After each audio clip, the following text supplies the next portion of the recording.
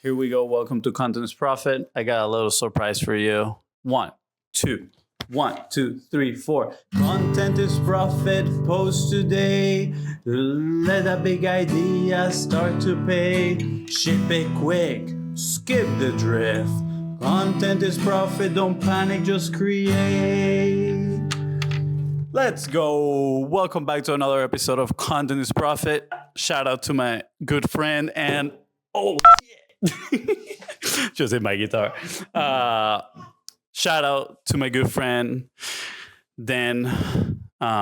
He's absolutely amazing. He was on the podcast. He's teaching me how to play guitar. So therefore you get a little jingle in there. But today we're talking about one of the most underrated skills, not just for podcasting, but for content creation in general. A skill that I would say most people overlook. You won't see maybe too much content, or at least I haven't found too much content on this.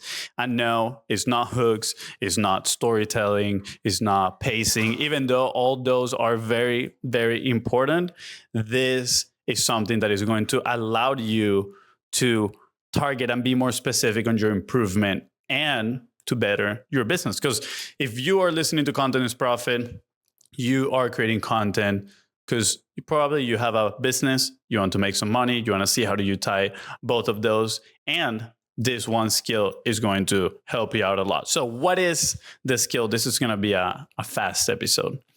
The skill is analyzing the data, understanding what you're looking at, why something worked, why something didn't, and that way you're not kind of like shotgunning in there and spraying and praying, seeing what is going to work, but you can actually get feedback from the audience. You know how to read that, how to interpret it, and say, okay, my next move is going to be this one. That's why a lot of the times when people come to us and they say, okay, how do I do X, Y, and Z? Or they have very specific questions or answer, most of the time is, well, it depends. It depends on a lot of things, right? It depends on your goals, what you're trying to do. And analyzing the data is one of the first things that we say. We're like, okay, let's see what you're doing, right? And it's also not just the data that's coming from the audience, but also your inputs, like the data on like what are, maybe what is your cadence, what is your output in terms of content creation. So something very important to keep in mind when we're talking about that is asymmetrical effort. If you have listened to some of my episodes before, I actually talked a lot about this. And it's very important. Why? Because understanding asymmetrical effort helps us get a better perspective of where we put our efforts that is going to have a bigger impact, right? If, it's not the same. There's a lot of people that, this is a very broad random example, but you're working on a video and let's say, out of 10 hours that you're working on the video, editing the video, etc., you spend all 10 hours equally, say 1 hour on each segment of the video. The amount of people that look at minute 7 of the video compared to the first 30 seconds is totally different because there's always going to be some sort of drop off. So we want to put more of our effort, the bulk of it, into the parts that are going to have the biggest effect. So the biggest effect on that case is going to be at the front end of the video. So packaging, right? Title, headlines, the hook.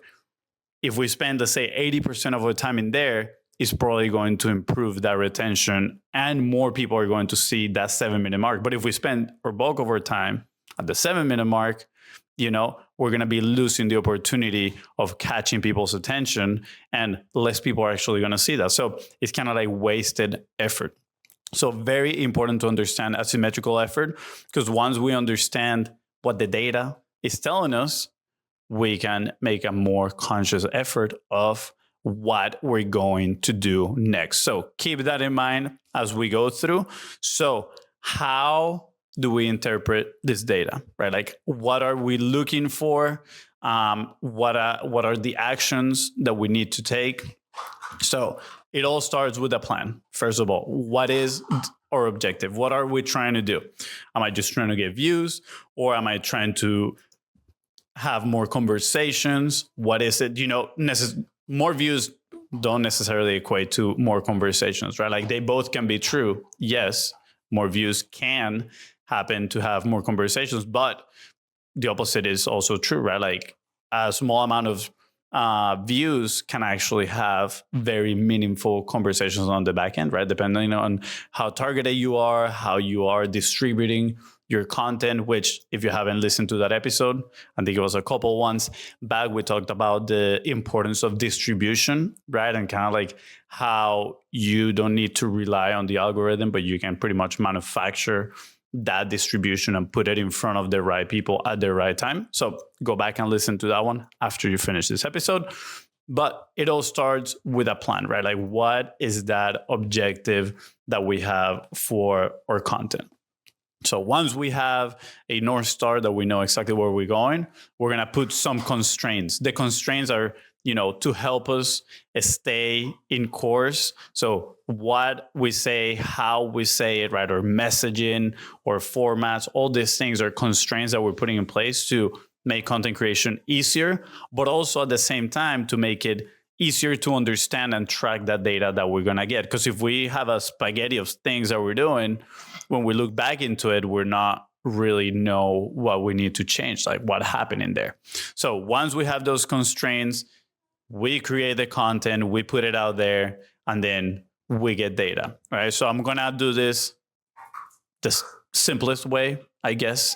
And we're going to look at how this potentially looks with the Instagram retention charts, which is a great way to start. And you're going to look at,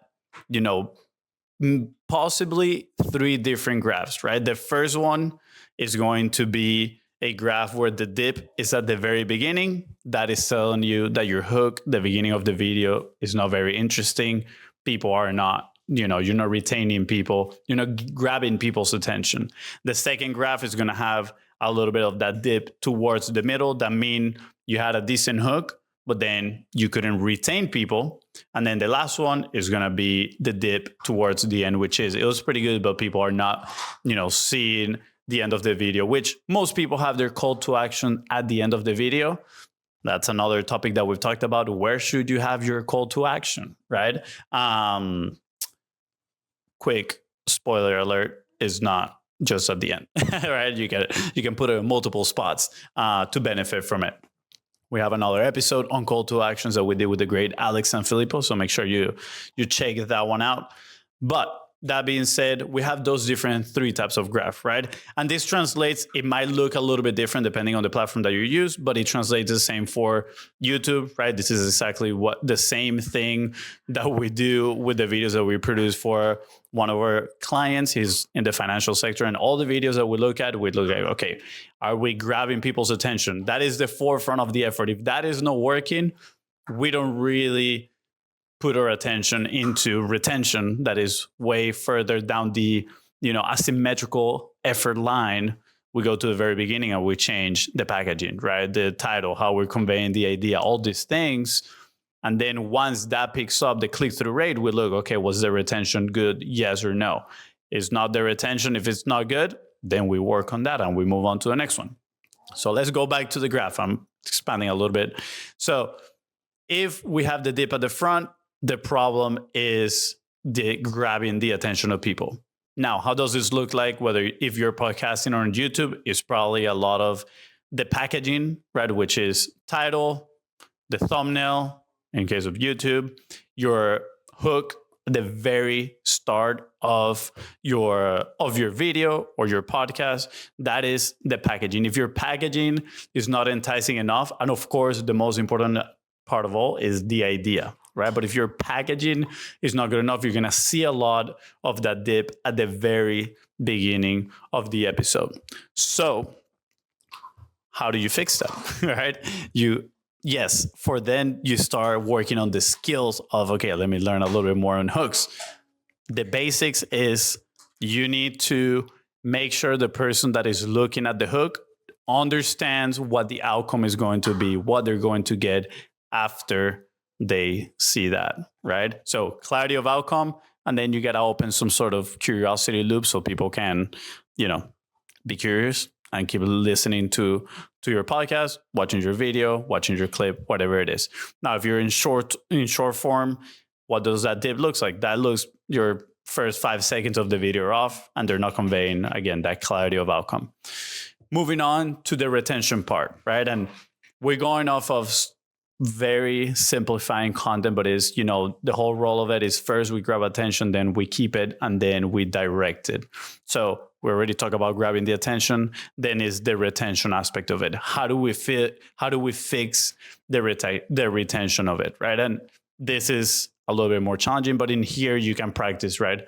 The storytelling, right? If this is where you see your data telling you this is where you need to focus, then you can work on storytelling, or a skill that I really like, copywriting, right? You can learn all the different, I like to think about it as a recipe book, right? You have a lot of different elements. You have, your hooks, your pattern interrupts, your future pacing, all these belief shifters, all these things that you can include here and there to get people thinking about it.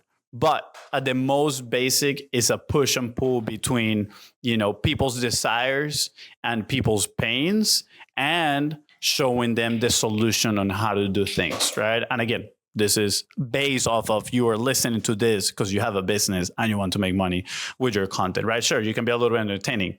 I just did a freaking terrible jingle for you at the very beginning of this episode, right? But at the end of the day, my whole goal is to help you move from point A to point B. So when we see a dip on retention, that means that the clarity of outcome that we offer on the hook, is not paying off throughout the video, and people are getting disengaged, disinterested, and they're moving on. So we got to work between this push and pull of pleasure and pain, and offering solutions, right? So they can see themselves doing it, not something huge where they listen to it and then they go, well, it's going to take me like a year to do that. No. What is something that they can execute now, today, right? Make it actually doable. They can trust it. They can see themselves doing it, right? Let me ask you, can you see yourself going into your analytics, checking your graph, and then saying, oh, I have a hook problem. I have a retention problem, or I have a call to action at the end problem, right?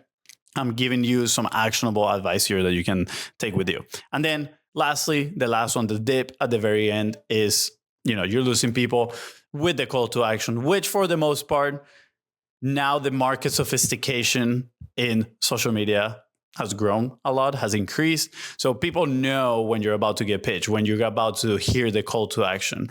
That's why my recommendation to you would be to kind of like see how you can mix your call to action in a very organic way inside of your content. Also, more people are going to see it. They're farther away from the very end of the video is. Obviously, you don't want to use your call to action as your opener because it's not a good hook. But, right, if you get it closer to the beginning of the video, you're going to get more people to see it. So how can you include that in an organic way in there? So that is pretty much the most basic how to interpret some of this data from your content that you're listening, that you're seeing right after you publish your content. So to recap, no, it's not the hooks. No, it's not just storytelling. Yes, those are very important skills. 100%, you should totally learn about those. They're just going to make you a better creator. But if you're overwhelmed and you're like, okay, what should I learn next? Make sure you look at your plan, where is it that you're going to go? What are your constraints? And based on that action that you're taking, you're going to get a feedback from the audience, which is your data. And based on that data, then you can pinpoint exactly what is the next thing that you need to learn and that you need to put more intention on, right? If it's the front end, the hooks, then start practicing hooks. Start just writing a whole bunch of different hooks for one single piece of content so you can practice and you can see which one is better than the other, or you can do test and publish the same piece of content with multiple hooks, right? If it's the middle, then you can work a little bit on your copywriting skills and your storytelling skills and, how you structure the content, work on that. And then at the end, then you got to work a little bit on how you're presenting your offer. So it's not too salesy. Market sophistication says, man, we know you're selling to us. We're out of here, right? So that is the quick and dirty on the most underrated skill, not just for podcasting, but for content creation, which is understanding what you're seeing on the data, understanding the feedback. And this is a continuous, cycle. You are doing this every single time you post some piece of content. This is how you iterate. This is how you improve. This is how you get better. This is the equivalent of doing game tape.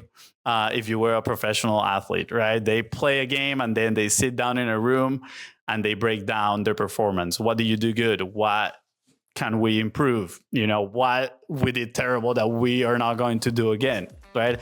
This is the equivalent of game tape. So that being said, if you have any questions, make sure you just check us out on Instagram at BizBrosCo. Send them a message there if you have any specific topic that you want us to talk about. And besides that is all. I would send the jingle back to you, but I actually forgot it. So just go back to the beginning and listen to it again. All right. See ya.